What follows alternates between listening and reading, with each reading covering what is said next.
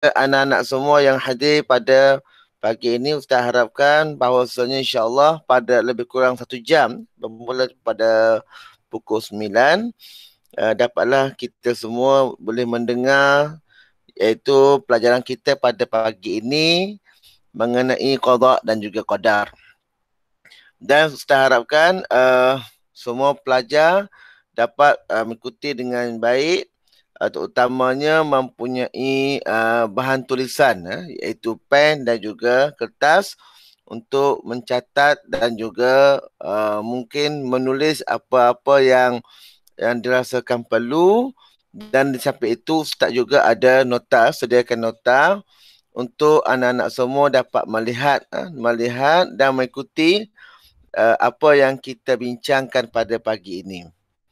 InsyaAllah kita tajuk kita pada hari ini kita terus kepada kalau yang ada buku teks boleh lihat buku teks iaitu pada muka surat 111 111 pelajaran 14 beriman kepada qada dan juga qadar.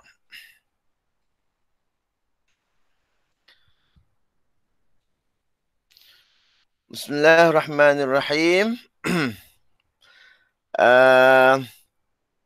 Bab yang ke-14, beriman kepada qada dan juga qadar. Jadi untuk pagi ini, anak-anak semua kita akan mempelajari iaitu tajuk yang agak berat, agak berat dan juga penting mengenai qada dan juga qadar dalam bidang tauhid ataupun akidah. Dan di dalam tajuk ini kita akan mempelajari iaitu pertama, apakah pengertian qada dan juga qadar, maksud beriman kepada qada dan juga qadar, dalil nakli kewajipan beriman kepada qada dan juga qadar. Ya, yang keempat, jenis-jenis qada. Yang kelima, konsep usaha dan tawakal. Terusnya, kesan beriman kepada qada dan juga qadar. Dan akhir sekali ada latihan yang perlu anak-anak semua jawab melalui Google Form. Google Form yang nanti Ustaz akan di dalam ruangan chat nanti. Inilah apa yang kita akan belajar pada pagi ini. Okey, tanpa membuang masa kita terus kepada tajuk yang pertama ataupun bahagian yang pertama iaitu apakah dia pengertian qada dan juga qadar. Qada dan juga qadar. Pertamanya sekali kita lihat kepada maksud bahasa bagi qada. Qada dari sudut bahasanya adalah menyempurnakan sesuatu. Biasanya orang Arab bila dia nak menyatakan bahawasanya dia menyempurnakan sesuatu, maka dia menggunakan perkataan qada. Menyempurnakan. Manakala qadar pula dari sudut bahasa ialah menjelaskan kadar sesuatu. Jadi biasanya kalau orang Arab, kalau dia nak sebut ataupun nak nyatakan maksud menyempurnakan, saya sempurnakan sesuatu, maka dia kata qada itu. Kalau dia nak kata aku menjelaskan kadar satu kadar sesuatu, maka dia kata qadar tu sebagai contoh. Tetapi berbeza dengan maksud ataupun istilah sebenar bagi qada dan juga qadar. Kita lihat qada istilahnya adalah ketentuan Allah yang azali terhadap semua makhluk. Jadi, bagi kita orang beriman, kita akan kata maksud qada ialah ketentuan Allah yang azali. Maksudnya segala yang berlaku pada hari ini telah Allah tentukan sejak daripada azali. Maksudnya sudah lama. Bukan kata hari ini berlakunya suatu peristiwa, hari ini barulah Allah tentukan, tidak. Tetapinya ia telah sejak azali lagi. Maksudnya sudah lama. Sudah lama sebelum jadinya langit dan bumi lagi, Allah telah tentukan secara jelas apa yang berlaku sehingga saat yang terakhir sekali. Hingga saat ke hari kiamat dan lain-lain. Bermanakala qadar pula ialah pelaksanaan suatu perkara mengikut ketentuan Allah sejak daripada azali. Manakala qadar, kalau kita lihat qada itu ialah Allah tentukan, manakala qadar itu ialah pelaksanaan. Contohnya hari ini, kita semua alhamdulillah berada di dalam Google Meet. Maka ini merupakan apa yang telah Allah tentukan dan Allah laksanakan. Allah laksanakan, kita semua diberi peluang. Maksud kita berada di hadapan, kalau ada laptop, di hadapan laptop. Kalau yang ada telefon dengan telefon. Itu ialah pelaksanaan daripada apa yang Allah telah tentukan sejak daripada azali. Sebab itulah kalau kita lihat hari ini, sepatutnya kita seorang yang beriman. Bagi contoh, bila berlakunya sesuatu perkara kepada kita, sama ada yang kita nampak baik ataupun tidak baik, seharusnya kita rasa kita berlapang dada. Kita berlapang dada sebab Allah telah tentukan sejak daripada azali. Bukannya hari ini, bukannya hari ini berlaku, hari inilah baru Allah Ta'ala tentukan, tidak. Allah Ta'ala tentukan sudah sejak daripada lama, sejak pada zaman dahulu, zaman azali lagi. Jadi sebab itulah munculnya daripada di sini nanti kita akan lihat apakah kesan daripada bila kita beriman, bila kita percaya benar-benar dengan qada dan qadar, hasilnya ataupun lahir daripada kita ni beberapa sifat-sifat yang baik. Sebab kita beriman. Kalau kita tak beriman, tu yang jadi pemarah, yang jadi tidak sabar dan lain-lain. Nanti kita akan lihat dalam kesan beriman kepada qada dan qadar di hujung pelajaran nanti, insya-Allah. Contoh, qada ialah Allah menentukan sejak azali akan menciptakan manusia di bumi. Allah Ta'ala telah tentukan. Bila Allah Ta'ala berkata-kata kepada para malaikat, a'udzubillahi syaitanir rajim, wa idh qala rabbuka lil malaikati inni ja'ilun fil ardi khalifah.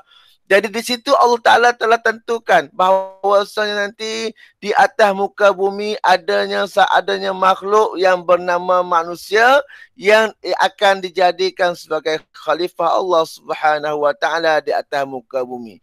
Cuma jalan penceritaannya itu bermula dengan diciptakan daripada tanah dan lain-lain, itu berada pada qadar.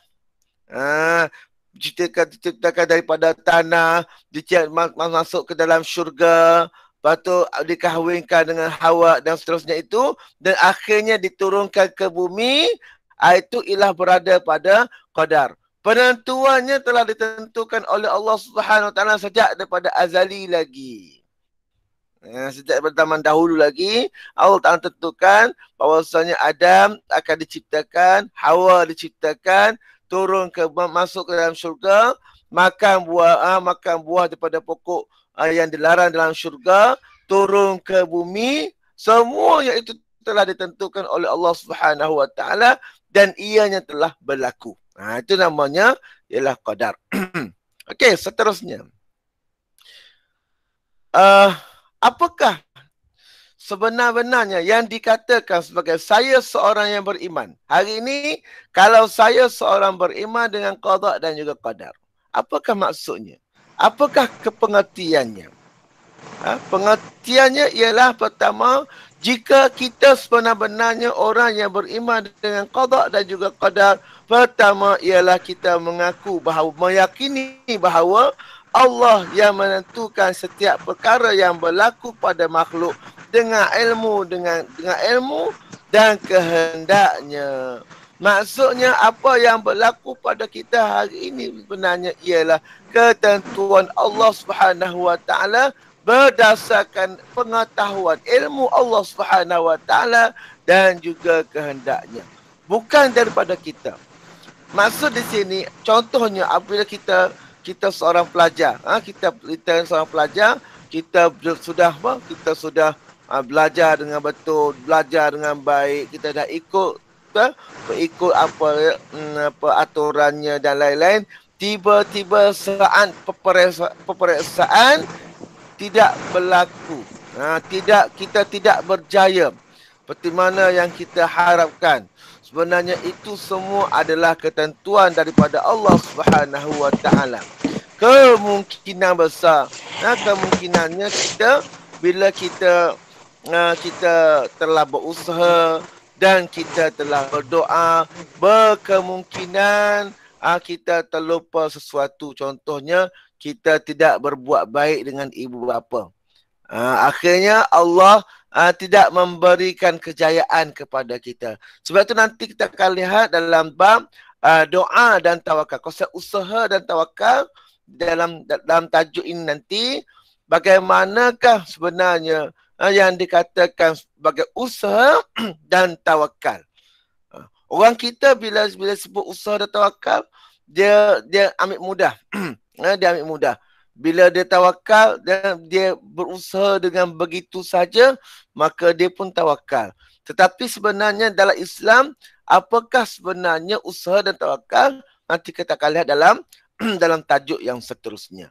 Cuma Ustaz nak tekankan di sini ialah seorang yang beriman dengan qada dan qadar ialah perlu meyakini bahawasanya Allah Ta'ala telah tentukan segala perkara pada hari ini mengikut ilmunya dan juga kehendaknya. Itu yang perlu kita tanam, kita faham dalam diri supaya nanti kita tidak salahkan Allah, tidak salahkan orang lain. Bila berlakunya sesuatu pada kita, kita tidak salahkan orang lain kerana Allah Ta'ala yang telah menentukan segala-galanya. Yang kedua, bila sudah berlaku, contohnya telah ada di ketentuan Allah Ta'ala, bila saatnya berlaku, saatnya tiba, maka tidak ada lagi nak undur ke belakang satu saat ataupun tidak boleh dipercepatkan satu saat. Allah Ta'ala berfirman, A'udzubillahi minasyaitonir rajim, "Idza jaa ajaluhum la yastakhiruna sa'atan wa la yastaqdimun." Bila berlaku, bila sampai saatnya, bila berlaku masanya, maka tidak boleh dipercepatkan dan juga tidak boleh dilambatkan. Sebab ketentuan bila tiba masanya akan berlaku. Yang ketiga, semua perkara yang tertakluk kepada kehendak dan kekuasaan Allah, sama ada yang baik ataupun yang buruk. Semua yang berlaku pada kita pada hari ini, sama ada yang kita nampak baik, ataupun yang kita nampak tidak baik. Semuanya itu adalah ketentuan daripada Allah Subhanahu Wa Taala mengikut kehendaknya. Dan kita perlu ingat, walaupun ianya adalah pada mata kita, pada pandangan kita ianya adalah tidak baik, sebenarnya di sisi Allah Ta'ala itu adalah yang terbaik. Cuma kita tidak menyelaminya. Sebab itulah nombor 4. Ustaz kata, dalam buku teks kata, semua ketentuan Allah mempunyai hikmah terhadap hambanya. Anda kata kita nampak ianya tidak baik. Pada pandangan kita ianya tidak baik, tetapi sebenarnya di sisi Allah Subhanahu Wa Taala penuh dengan kebaikan kalau kita menyelaminya. Pakai contoh. Nabi Muhammad SAW dilahirkan sebagai anak yatim ketika dia dalam kandungan ibunya 6 bulan. Pada pandangan kita, kenapa Allah Ta'ala buatkan begitu? Kenapa Allah Ta'ala tidak jadikan Nabi Muhammad ni mempunyai bapa seperti Nabi-Nabi lain? Bagi contoh, Nabi Sulaiman, ada bapanya Nabi Daud. Nabi Yusuf, ada Nabi Yaqub. Kenapa Nabi Muhammad dibiarkan berseorangan? Kenapa keluarnya Nabi Muhammad SAW itu dengan tidak ada bapa, tetapi diasuh dan dijaga oleh ibunya, dan bila ibunya telah meninggal dunia, dijaga oleh datuknya, dan bila datuknya telah meninggal dunia, diserahkan kepada bapa saudaranya, iaitu Abu Talib. Kenapa? Kerana Allah nak didik Nabi Muhammad SAW. Kamu Muhammad, bukan kerana hidup kamu ni kerana sokongan daripada bapa, tetapi sokongan daripada Allah Subhanahu Wa Taala. Kalaulah kita fikirkan begitu. Sebab itulah setiap yang berlaku, sama ada kita rasa berat kepada kita, sebenarnya itu ada hikmah dari si Allah Subhanahu Wa Taala. Mungkin kan contoh, sebagai contoh kita balik pada tadi, Ustaz kata tadi, kita dah belajar bersungguh-sungguh, tiba-tiba gagal dalam perasaan, maka hikmahnya yang mungkin kita boleh fikir ialah mungkin aku ada berbuat dosa dengan orang lain sehingga Allah tidak memberikan rezeki kejayaan kepada aku.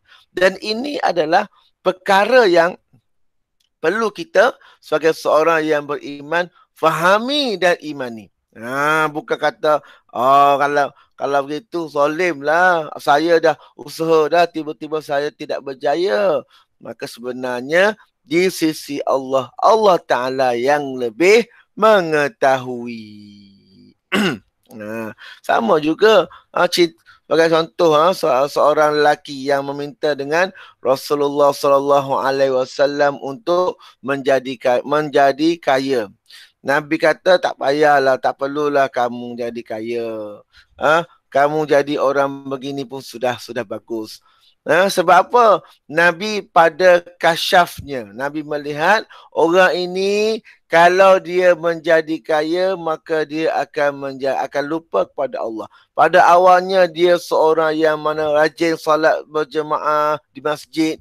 Tetapi selepas didoakan oleh Rasulullah SAW, akhirnya dia sudah lupa. Mula-mula tinggal satu waktu solat berjemaah dengan Rasulullah. Akhirnya keseluruhan solat berjemaah tidak dapat diikuti disebabkan kerana terlalu kaya. Akhirnya Rasulullah menghantar para sahabat untuk meminta zakat. Minta zakat. Tetapi disebabkan sayang kepada harta, tidak mahu mengeluarkan zakat. Dan Allah panjangkan umurnya sehingga pada zaman Sayyidina Uthman bin Affan, akhirnya dia telah meninggal dunia dalam keadaan tidak mengeluarkan zakat.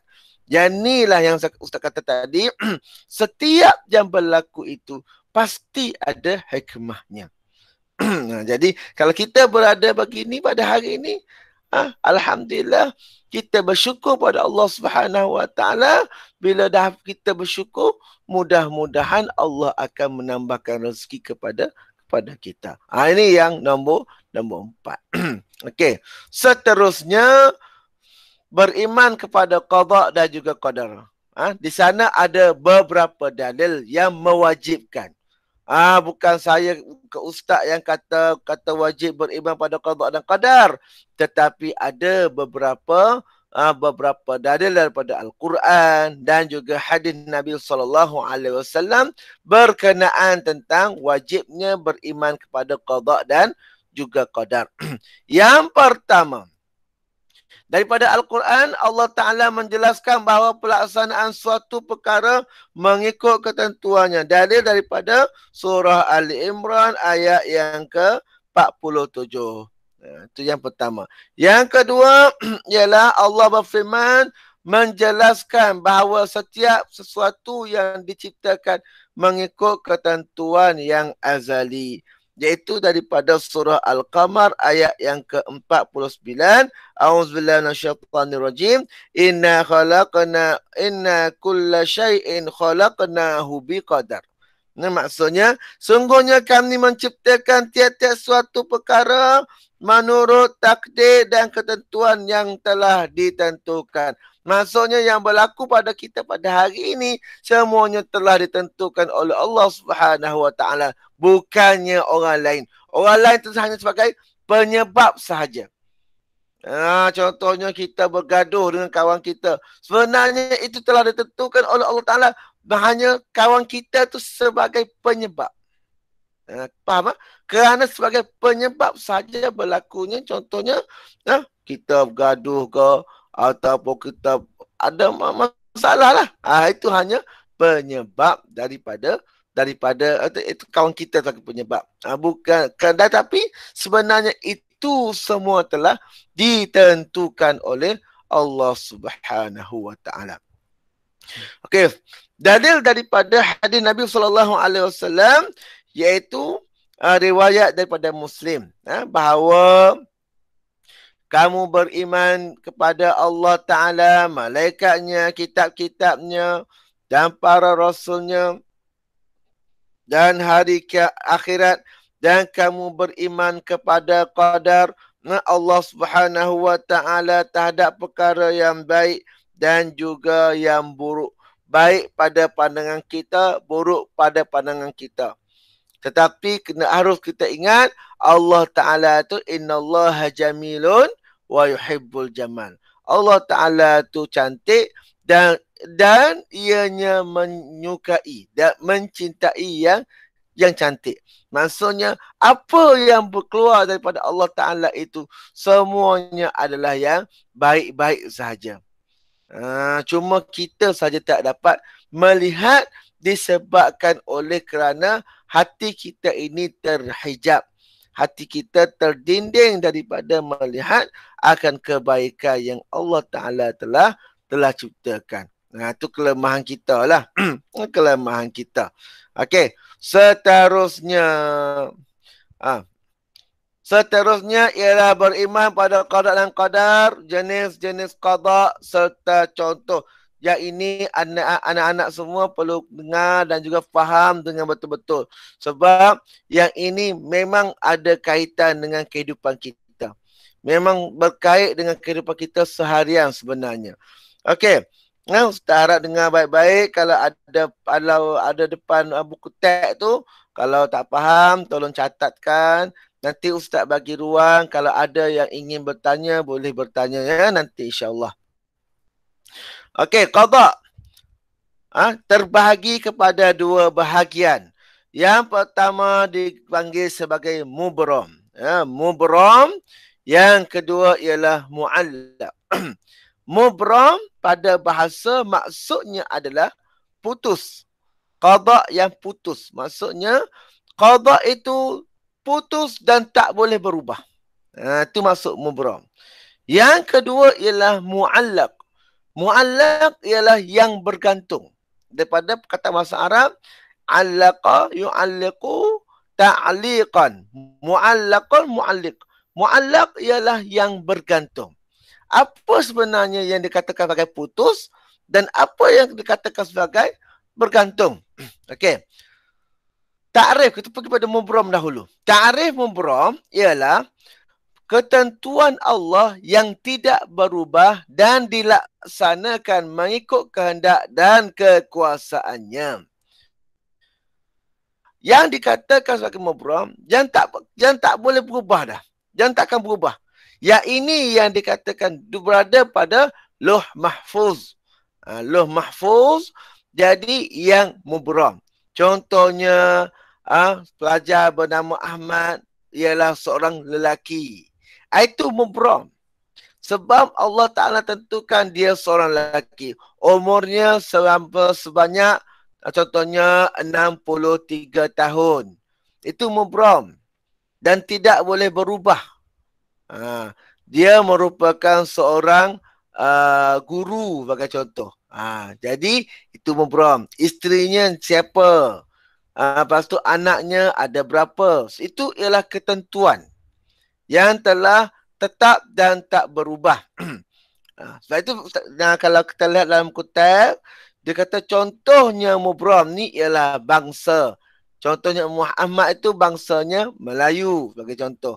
Jantinanya lelaki. Dan ini takkan berubah sampai bila-bila. Ini yang namakan sebagai mubram. Dalil daripada Al-Quran ialah Allah Ta'ala berfirman, keputusanku itu tidak dapat diubah dan aku tidak sesekali berlaku zalim kepada hamba-hambaku. Ayat di sini ada dua perkara yang Allah ingin sampaikan. Pertama, segala yang berlaku itu ialah tidak akan berubah. Maksudnya mubram, putus.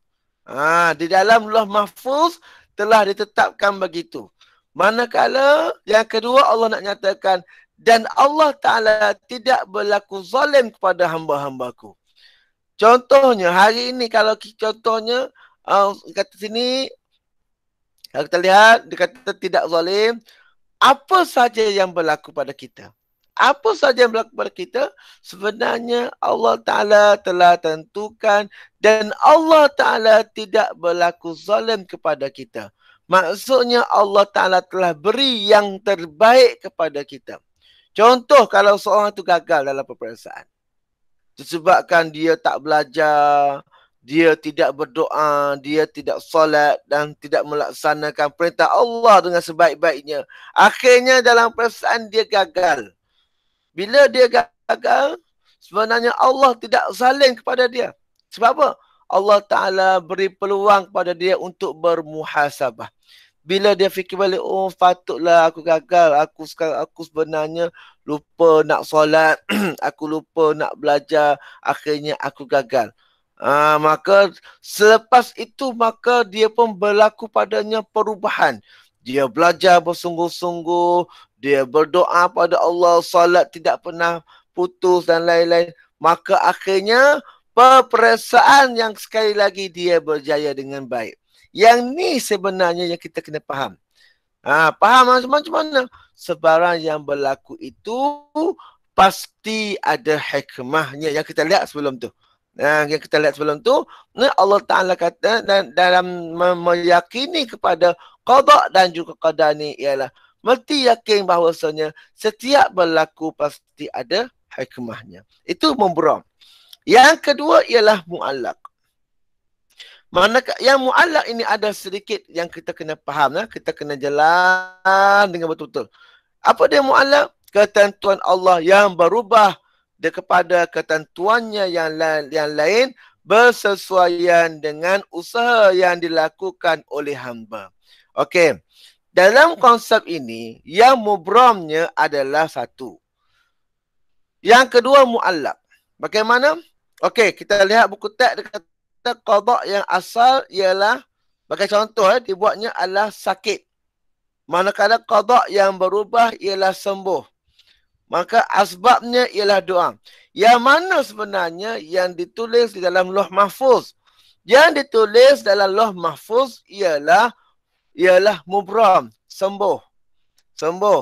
Yang mu'allaq pun dinyatakan tetapi disebabkan oleh doa maka ianya jadi sembuh.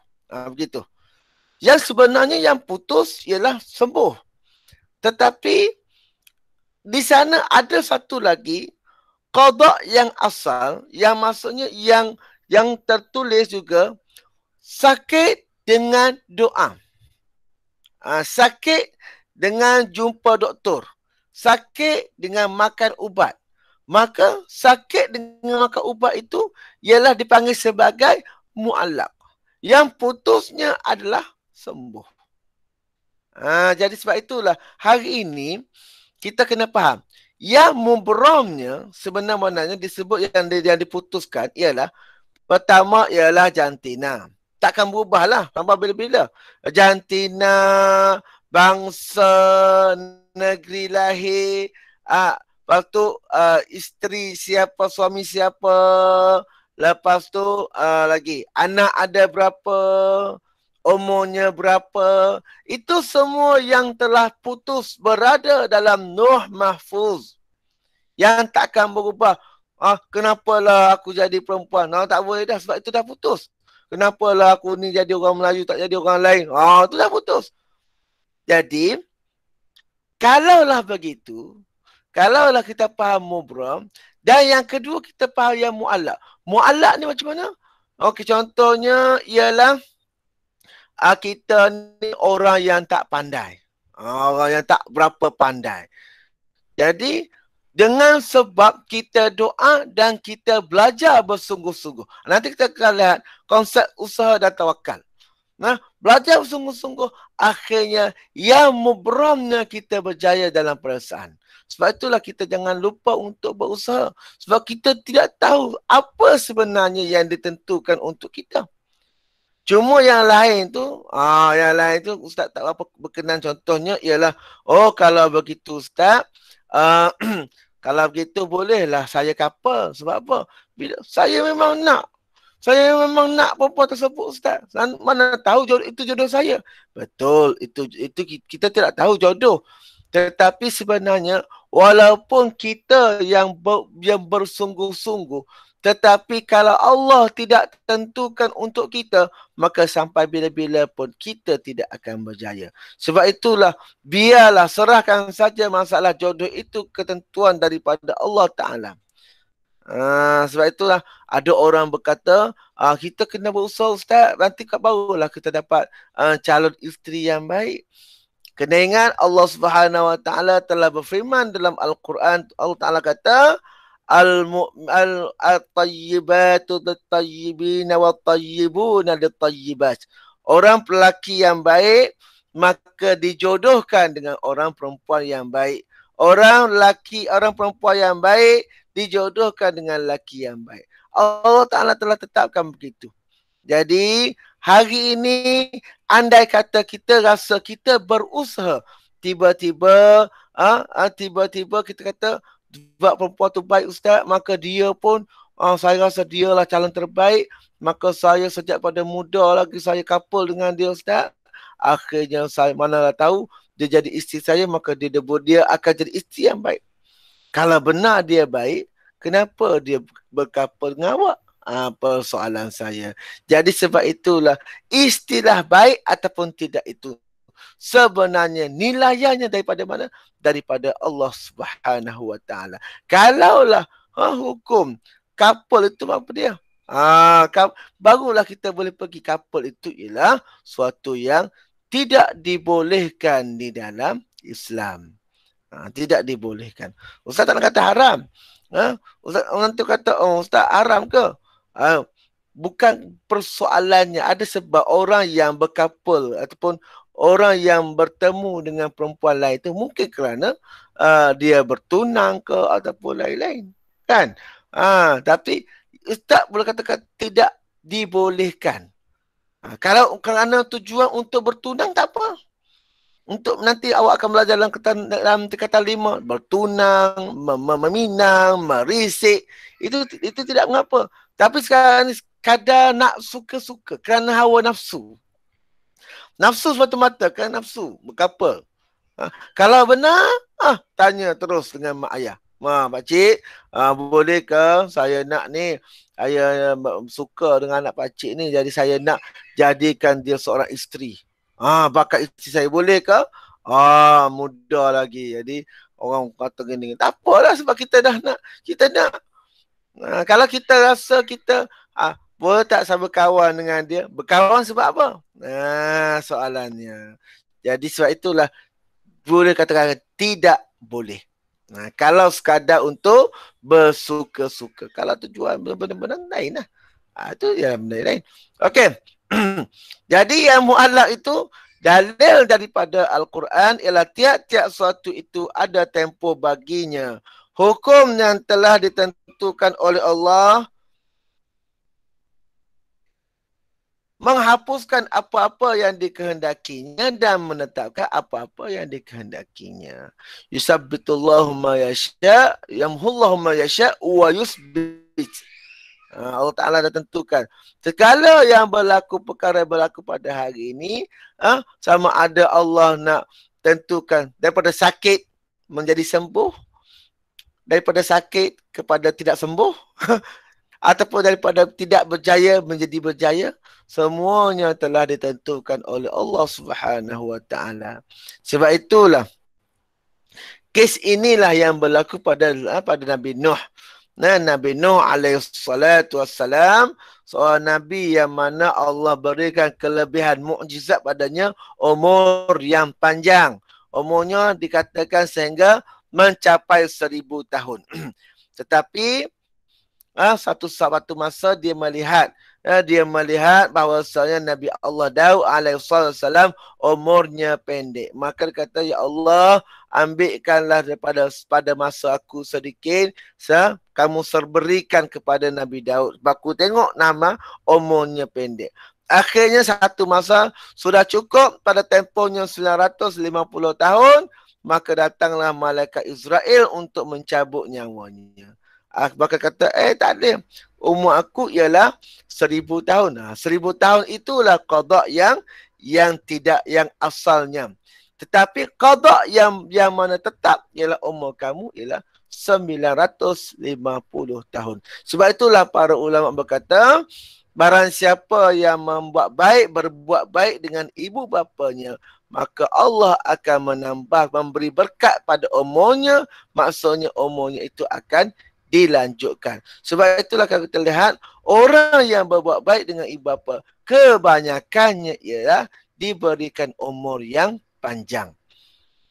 Sebab kita tidak tahu yang qada mu'allaq dan juga qada mubram. Jadi kita kena berbuat baik selalu insya-Allah. Sebab kita tidak mengetahui yang di sini, yang mubram di sini. Okey. Seterusnya.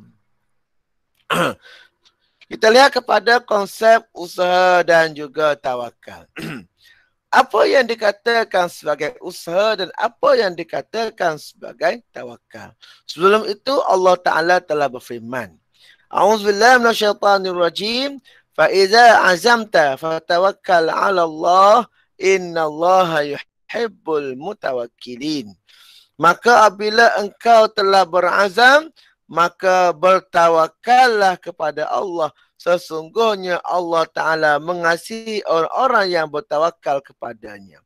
Okey, di dalam ayat ini ada dua perkara yang Allah ingin nyatakan. Pertama ialah mengenai azam. Azam di sini bukan dimaksudkan dengan azam kita azam sahaja. Lepas tu kita tawakal, oh saya nak berjaya ni, saya nak berjaya ni. Saya nak berjaya. Tetapi lepas tu bertawakal, ya Allah berikanlah kejayaan kepadaku. Bukan itu yang dimaksudkan. Sebab itulah para ulama telah meletakkan beberapa perkara. Membezakan di antara azam, yang kedua ialah niat, yang ketiga ialah angan-angan. Supaya kita boleh bezakan dalam kehidupan seharian kita ini, yang manakah yang dikatakan sebagai azam yang dikehendaki oleh Allah Subhanahu Wa Taala. Okey. Kita lihat mula-mula. Apakah yang dimaksudkan dengan angan-angan? Angan-angan ini ialah kehendak hati yang tidak bersungguh-sungguh. Kehendak hati yang tidak bersungguh-sungguh, hanya bermain-main. Contoh begini. Dia tahu bahawasanya dalam syurga tu penuh dengan kenikmatan. Maka kata, oh seronoknya kalau aku masuk syurga. Itu ialah angan-angan namanya. Tetapi kalau orang yang bersungguh-sungguh, orang yang berazam, maka dia tahu bahawasanya nak masuk syurga ni perlu mempunyai persediaan yang banyak. Perlu amal-amal soleh yang banyak. Jadi dia pun kata, lepas pada hari ini, dia pun tulis dalam jadualnya. Waktu sekian solat duha, waktu sekian solat sunat, waktu malam solat tahajud. Dia penuh dia tulis dengan apa, dengan dia buat perancangan untuk mencapai syurga yang dia inginkan tadi. Maka dia tulis. Tetapi saat tibanya, bila dia nak buat, contoh dia nak solat duha, ada masalah, maka dia terpaksa tangguhkan. Ini yang dikatakan sebagai orang yang berazam. Orang yang berangan, dia tulis juga, tapi tulis saja dia tulis, tapi dia tak buat pun. Dia tulis saja. Dia tak ada pun nak, bukan kata ada masyakkah pun, bukan ada halangan, tak ada. Memang dia tak nak buat, dia tulis je. Macam juga orang pergi motivasi. Pergi motivasi. Tulis. Saya akan belajar bersungguh-sungguh. Saya akan begini buat betul-betul. Tapi balik rumah tak buat apa-apa. Itu namanya orang yang angan-angan. Orang yang hanya ada perancangan saja, tetapi tidak yang bersungguh-sungguh. Kalau bersungguh-sungguh, contoh dia nak buat, tetapi ada halangan. Itu lain. Dia sudah mulakan. Dia sudah nak, contohnya sudah nak mengambil wuduk untuk solat duha, tetapi tiba-tiba ada halangan lain. Contohnya mak panggil ke ataupun ni ke. Jadi contoh ya, contoh. Jadi tak boleh nak buat solat duha. Itu yang dinamakan sebagai azam. Jadi wuduk pun tak ambil, sejadah pun tak dibentangkan, pakai telekung pun belum. Macam mana dia katakan azam? Itu namanya angan-angan. Angan-angan. Itu dinamakan sebagai angan-angan. Okey. Di sini, kalau kita lihat, Faiza azamta, di sini dia merujuk pada konsep berusaha. Maka berusaha ni sebenarnya, ta'rif usaha, berusaha menggunakan seluruh kemampuan yang diberikan oleh Allah untuk mencapai suatu maksud. Dia telah gunakan kemampuannya. Contoh tadi kalau dia ambil wuduk. Dia sudah ambil wuduk. Dia sudah ambil wuduk untuk solat sunat duha. Tetapi tidak mampu kerana ada halangan yang lain. Itu namanya ialah usaha. Yang ni lah yang Allah Ta'ala kata, baru selepas usaha, dia pergi bertawakal. Sekarang ni, seorang pelajar, dia kata, saya sudah usaha Ustaz, saya sudah baca buku. Soalannya ialah, macam mana awak baca buku? Buku yang macam mana awak baca? Buku berapa awak baca? Apakah kaedah awak membaca buku? Itu semua nak merujuk pada berusaha menggunakan seluruh kemampuan. Sudah pergi ke kursus cara-cara membaca. Sudah pergi kepada kursus cara-cara mengambil nota. Membuat nota dan lain-lain. Dan bila dia sudah masuk pada yang saya sebutkan tadi, itulah dia namakan sebagai usaha. Dan bila berusaha, Tuhan kata bertawakal. Bila dia dah buat, barulah dia tawakal. Dia tawakal tu apa? Menyerahkan sesuatu perkara kepada Allah dan yakin bahawa hanya Allah yang menentukan keberhasilan perkara-perkara tersebut setelah berusaha bersungguh-sungguh. Bila dah berusaha bersungguh-sungguh, bila dah bertawakal, andai kata tidak berjaya, maka perlu muhasabah. Baru timbul muhasabah. Muhasabah di sini ialah untuk melihat balik kenapa kita tidak berjaya. Kita dah rupanya ada satu perkara kita belum buat. Contohnya, kita belum bersedekah, bagi contoh. Jadi kita pun ulang semula. Dan kita pun tawakal. Jadi di sinilah kita kata bagaimanakah proses pengulangan untuk menjadikan seorang itu benar-benar seorang mukmin yang berjaya dunia dan akhirat. Maka dia perlu faham konsep usaha dan juga tawakal. Nanti kata 5 nanti awak akan belajar, iaitu surah Al-Mu'minun ayat 1 hingga 11. Siapakah yang dikatakan sebagai seorang mukmin? Orang mukmin yang berjaya ni, dunia dan akhirat ni, bagaimana konsep-konsepnya? Nanti insya-Allah awak akan belajar. Cuma pada saat ini awak kena faham. Usaha keluar daripada apa yang awak faham pada hari ini. Bila berusaha, belajar saja. Tapi bila berusaha sebenarnya belajar bersungguh-sungguh mengikut aturannya. Itu jawapan dia. Barulah kita insya-Allah lepas kita berusaha, kita bertawakal, qada mubramnya ialah sama ada Allah Ta'ala nak bagi ataupun tidak. Wallahu ta'ala alam. Yang penting kita sudah ikut apa yang Allah Ta'ala telah tetapkan. Usaha dan juga tawakal. Okey, seterusnya. Yang terakhir. Iaitu apakah kesan daripada beriman kepada qada dan qadar. Ustaz letakkan di situ mengikut pada panduan buku teks ialah 3 bahagian. Pertama ialah akidah, yang kedua ibadah, yang ketiga akhlak. Orang yang beriman kepada qada dan qadar, maka kesan pertama pada akidah ialah dapat mengelakkan diri daripada berlaku perbuatan mensyirikkan Allah Ta'ala. Sebab dia faham bahawasanya yang berlaku pada hari ini ialah semua ketentuan daripada Allah. Buat apa kita nak syirik? Buat apa nak khurafat? Buat apa kita nak sihir dan lain-lain? Tak perlu.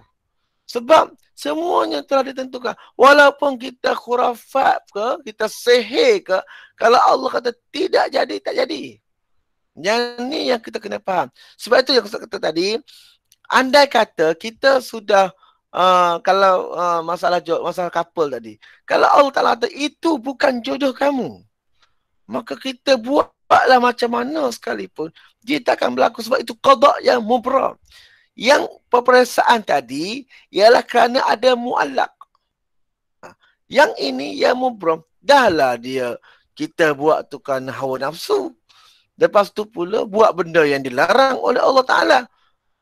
Jadi kalau dah begitu, memanglah dia akan membawa kepada kesan yang negatif.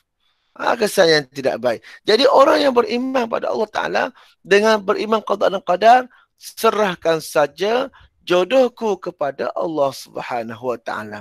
Tak perlu nak cari sana, cari sini, tengok dalam Instagram, contoh tengok Instagram, oh perempuan ni baik, teka, akhirnya lepas tak lama tu lupa akan Allah Ta'ala, akhirnya berlaku maksiat. Ya na'udzubillah min zalik. Yang tu yang kita tak nak sebenarnya. Sebab itulah hukum kapa ialah tidak dibolehkan dalam Islam kerana hendak menjaga kemaslahatan yang lebih besar.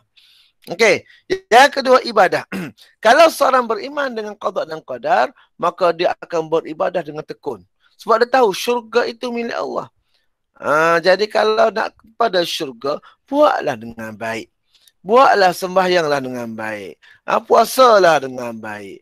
Bersedekahlah dengan baik. Semua yang dilakukan itu dengan semuanya dengan perkara dengan satu yang terbaik. Bukan saja buat sesuatu kalau semayang sambil lewa. Semayang sambil bergurau. Kalau semayang dengan kawan tu, gurau dengan kawan. Itu semua ialah orang-orang yang tidak beriman dengan qada dan qadar dengan sepenuhnya. Sebab apa? Dia lalai. Dia lupa kepada apa yang Allah Ta'ala tuntut daripadanya. Itu yang kedua. Ketiga pula akhlak Islamiah. Yang ni panjang. Yang pertama, bersabar dan reda ketika ditimpa masalah. Okey. Ustaz dah katakan tadi, itu semua qada dan qadar ketentuan daripada Allah. Bila kita tahu ianya ketentuan daripada Allah, contohnya berlaku masalah pada kita hari ini. Jadi sebagai orang yang benar-benar beriman dengan qada dan qadar, dia percaya ke tidak? Kalau dia percaya itu ialah daripada Allah, maka dia sabar. Oh, ni Allah Ta'ala ni semuanya daripada Allah. Macam budak-budak kita lah. Oh, reda je lah. Nak reda pun mesti dengan ilmu. Bila dah ada ilmu, barulah datangnya reda. Kalaulah reda sahaja, tak ada ilmu, lepas pada reda, mengungkit. Contohnya, ada orang datang pada kita, Dik, pinjam duit RM1, bagi. Kita bagi. Lepas tu bila kita dah bagi, kita ungkit balik. Kita ungkit. Lupa ke? Lupa ke? Semalam aku bagi pinjam dengan kau RM1 kan? Hari ni kau tolong aku lah. Kita tengok. Sebab dia tak faham konsep sabar dan juga reda. Okey. Yang kedua ialah bersyukur atas nikmat Allah Ta'ala. Kalaulah yang diberikan pada kita itu yang baik, maka bersyukur. Sebab itu Allah Ta'ala kata, la in syakartum la'azidannakum wa la in kafartum inna azabi lasyadid. Kalau kamu bersyukur kepada Allah akan nikmatnya. Nikmat Allah Ta'ala kita syukur. Dapat sesuatu yang baik, kita bersyukur. Maka Allah akan menambahnya. Tetapi jika kita lupa bersyukur, kita kufur, maksudnya kita gunakan nikmat yang Allah berikan pada kita itu di jalan yang salah. Allah Ta'ala beri tangan, kita gunakan tangan pada jalan yang salah. Allah beri telinga, kita gunakan pada jalan yang salah. Maka sungguhnya Allah kata, inna azabi lasyadid. Sungguhnya azab Allah Ta'ala itu amatlah pedih. Jadi ni yang kita kena faham bahawasanya setiap daripada pemberian Allah Ta'ala itu sama ada ianya adalah ujian ataupun ia ialah pemberian. Kalau ianya pemberian, alhamdulillah. Tapi kalau ujian, Masya Allah. Yang ni yang kita takut sekali. Okey. Nombor 3. Berusaha mencapai kecemerlangan dalam segala bidang. Kerana yakin Allah Ta'ala mengurniakan kejayaan bagi orang yang berusaha. Jadi orang yang benar-benar beriman dengan qada dan qadar, dia akan berusaha dengan sungguh-sungguh. Sebab dia tidak tahu apa yang sebenarnya yang dikatakan sebagai qada mubram itu tadi. Yang jenis macam, tak apalah, aku terima sajalah apa yang Allah Ta'ala berikan. Orang itu sebenarnya orang yang tidak disukai oleh Allah sebab dia tidak berazam, dia tidak berusaha dengan bersungguh-sungguh. Jadi kalau nak menjadi kekasih ataupun orang yang dikasihi oleh Allah Ta'ala, perlulah mengamalkan. Perlu faham dan amalkan apa yang dituntut oleh Allah Subhanahu Wa Ta'ala. Sebagai contoh tadi ialah berusaha dengan bersungguh-sungguh. Aku kalau dapat lulus pun tak apa dah. Orang macam ni yang kita tak nak. Sebab apa? Orang ini dia tidak beriman. Dia tidak beriman dengan qada dan qadar dengan betul. Kalau betul dia beriman qada qadar, dia akan bersungguh-sungguh. Tetapi kalau jenis yang kata tak apa sajalah.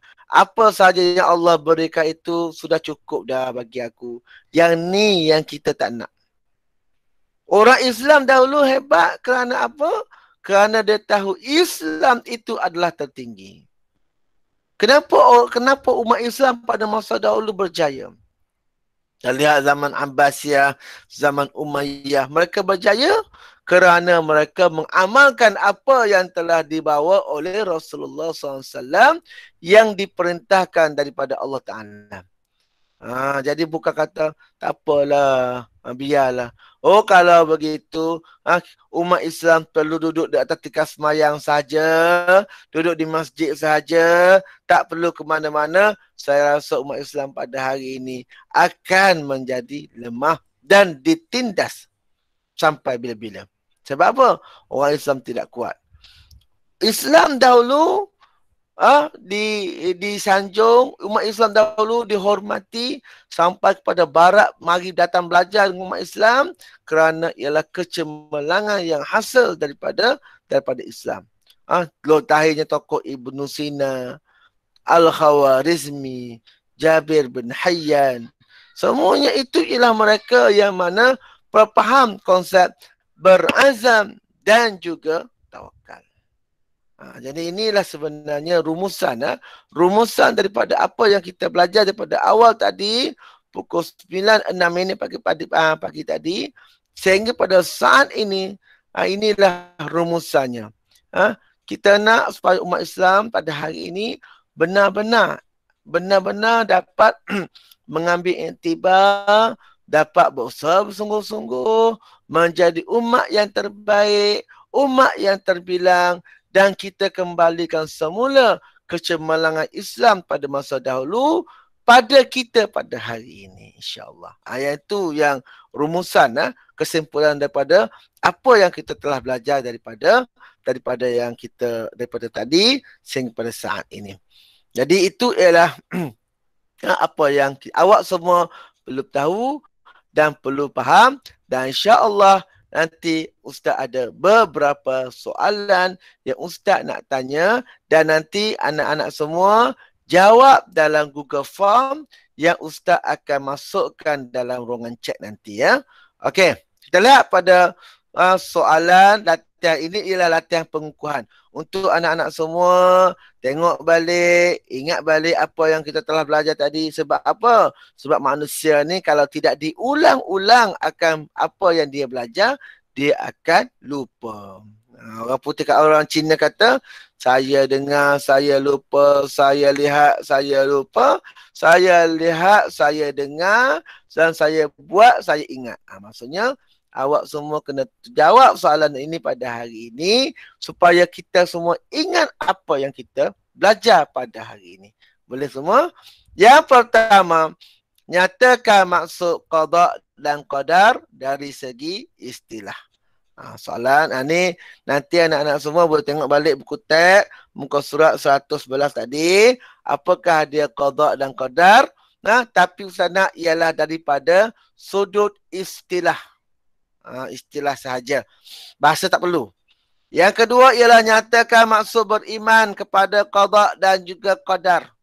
Yang empat tadi, anak-anak tolong jawabkan semula dalam bahasa anak-anak sendiri. Tak perlu ikut pada buku teks. Sekarang ni kalau boleh, Ustaz nak anak-anak tulis dalam bahasa anak-anak sendiri. Maksudnya, apa yang anak faham. Bukan tulis daripada buku teks. Itu buku teks. Sekarang ni Ustaz nak apa yang anak faham. Sebab ini penting.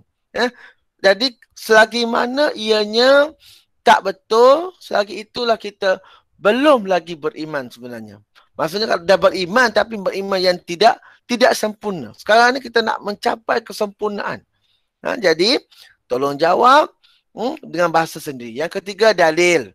Dalil, ambillah dalil mana yang ringkas. Jelaskan perkara berikut. Qada, mubram dan muallaq, ambil ta'rifnya.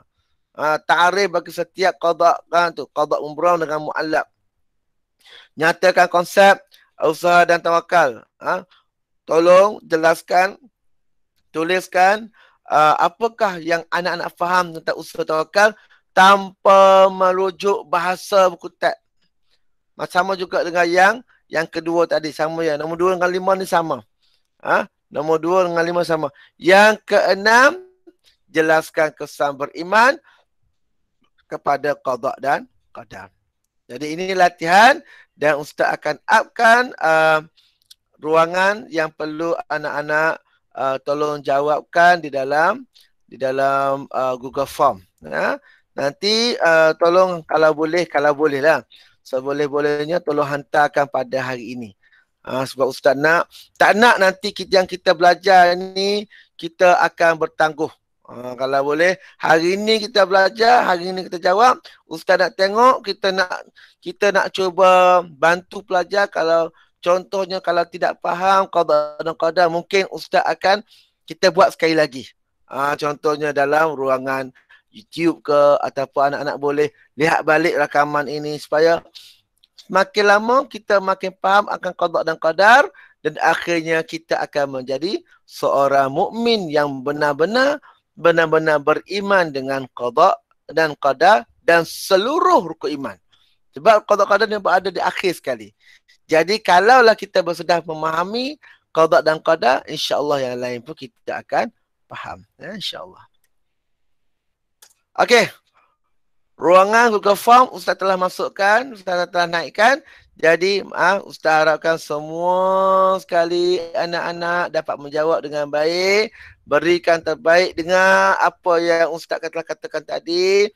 Boleh buat rujukan daripada buku teks dan kalau boleh soalan kedua dengan kelima tulis dengan ayat yang sendiri ya. Jadi ada soalan daripada anak-anak sekalian?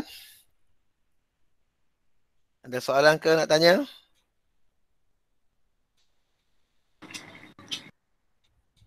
Tak ada. Boleh onkan mikrofon. Kalau ada soalan boleh tanyakan. Saya masih lambat dah tadi Ustaz, tertinggal. Macam mana? Apa dia? Nurin? Lambat tertinggal, tak apa. Nanti Nurin boleh tengok balik, lihat balik ruangan latihan tu. Lepas tu, jawab kalau tak faham, boleh rujuk semula kepada buku teks. Cuma soalan kedua dengan soalan yang kelima, anak-anak semua perlu jawab dengan bahasa sendiri. Cuma boleh berbantukan buku teks. Ustaz nak yang kedua, soalan kedua, kelima tu betul-betul daripada fahaman anak-anak sendiri. Bukan